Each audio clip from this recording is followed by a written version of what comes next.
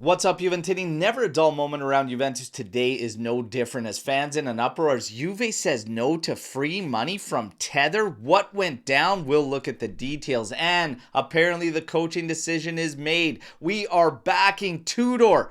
Well, kinda, as there is a stipulation which we will cover, and the new office getting formed. 2 confirmations yesterday, and now we look at sporting director, and are we heading for a reunion at that position? Who is the new but familiar face? We'll look at that today, and of course with that comes more clarity around players' futures at Juventus, and the top 2 strikers on the target list for new management are named. We're going to look at all of this together right now. I'm Berto. This is the AJC, your channel dedicated to Juventus. It's June 2nd. Let's rock with the news, and I'm going to kick things off with player clarity still continues as we get new office named. When it comes to Kalulu, everything remains the same with. He is going to be getting redeemed by Juventus. Absolutely nothing will change there despite the new management coming in. When it comes to Filip Kostic, he is set to return to Juventus. Yes, he will be with us for Club World Cup, but apparently Fenerbahce is ready to negotiate a new deal, and we will tackle this, according to the reports today, after the Club World Cup. When it comes to your strikers on the target list, apparently new management has 2 that top the list, and it is Gyökeres and Retegui. They are the top 2 named by media outlets today for this new management side. However, how does the media actually truly know this? Comolli hasn't even actually arrived in Turin, and he is very data driven in his approach. So are these in fact his top targets? Well, who's the sporting director? We have to wait and see. But Comolli has been officially announced as of yesterday as a new general manager at Juventus. Giorgio Chiellini, he was officially announced as your director of football strategy, apparently with full power. He is going to be operating in a key role of embodying the values and spirit of Juventus. Godspeed with that one, Giorgione, as we definitely need to rediscover our values and our spirit. And then it leaves Tognozzi.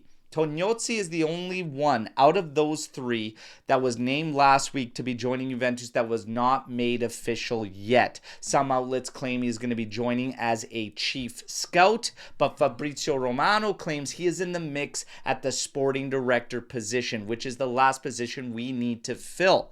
The other names, of course, Diego Lopez and Massara, but today we get a new name, a new but familiar name, and potentially a reunion could be on deck. This is somebody that many fans have called for previously, even dating back to when we hired Giuntoli, and it is Hasan Salihamidzic. Could he potentially be the new sporting director at Juventus? Some outlets are claiming he is definitely in the mix, and Chiellini is fond of him and this move potentially. So, Salihamidzic back at Juve. How do you feel about it? Hit me in the comments. Meanwhile, the guys in power right now apparently have made their decision when it comes to the coaching position, and they are going full steam ahead with Tudor. Kinda. Reports suggest that Elkan reached out to Tudor and let him know that the media news around them shopping for a new coach is unfounded. We are moving forward with you, and we need you to approach everything with the same intensity you have the past couple months. However, the major contradiction out there with media outlets is they are claiming that yes, in fact, Juve is still shopping for a coach, and what's actually happening right now with Tudor is he is going to be our coach for Club World Cup, but he is going to be given full consideration after that, and depending how things go on the pitch, then Juve will ultimately make their decision. So, Tudor getting backed by Juve?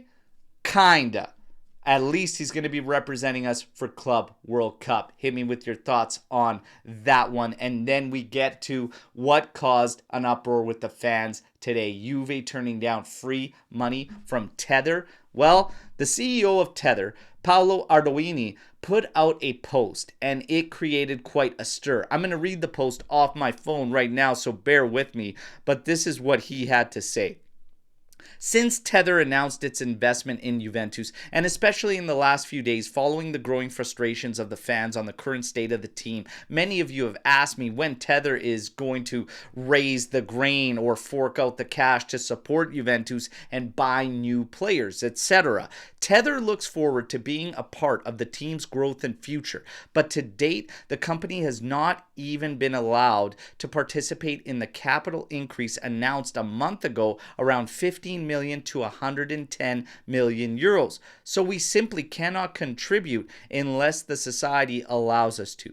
It is truly a shame to leave aside willing members who could invest significantly to help make Juventus great again. I hope that at least the money from my grandstand ticket can help support the management's expenses. Make Juventus great again. Wow. Okay, so let's break this thing down. Yes, Elkan spoke about a recapitalization of at minimum 15 million euros. That was to just clean up contract situations and whatnot and just get the books finally completely nice and clean. It was going to go up to 110 million euros if we did not reach Champions League. Okay, so let's say, yes, there's a recapitalization on the table. Tether wants to put forth some money.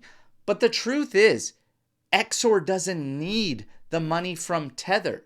And it's not that we can add that money on top of a recapitalization. So for instance, if Elkan decides, I want to recapitalize to 100 million euros, and then Tether steps up and says, well, we want to double that for 200 million, and oh my God, now we can go buy everybody. It doesn't work like that because you can still only spend as much as you make in revenue.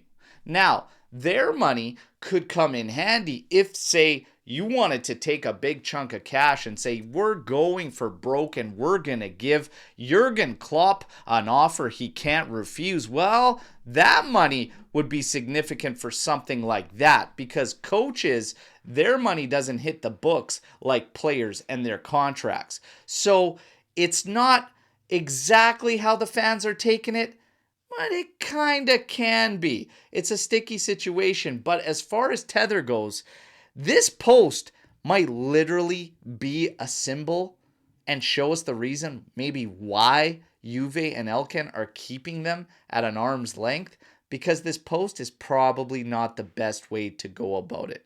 And Paolo Ardoini is definitely playing with fans' emotions in the way they speak and everything, but making a post like this might deter Juve from even wanting you getting more shares or getting more involved, especially when you make a blurb like, I hope my money from my grandstand ticket helps with the expenses enough. You know what? I'm not so sure that causing or creating division with the fans is gonna maybe be your best bet. And I have some sketchy feelings around these guys, especially when they talk so much about their passion, their love for Juventus, but they popped up literally out of the blue just recently. And when they made a big statement about Juventus, they put 36 Scudetti on their write-up rather than the 38. So I question just how big of a Juventini you guys are. That's just me. That's just me, everybody. But how do you feel about Paolo Ardoini and this post? For me, it's a big nothing burger, but again, fans take it as we are turning down free money. In the grand scheme of things, Exor makes more annually than Tether, and they don't need that money. But does it help? It still would obviously help and make things easier. It's a very strange situation. But on that note, we wrap things up, and you know what to do. Like the video, subscribe to the channel, join our AJC Army, and let me know your thoughts on all of today's news. And of course, I'm back tomorrow with another edition. Till then, as always, fino alla fine, forza Juventus, ciao tutti.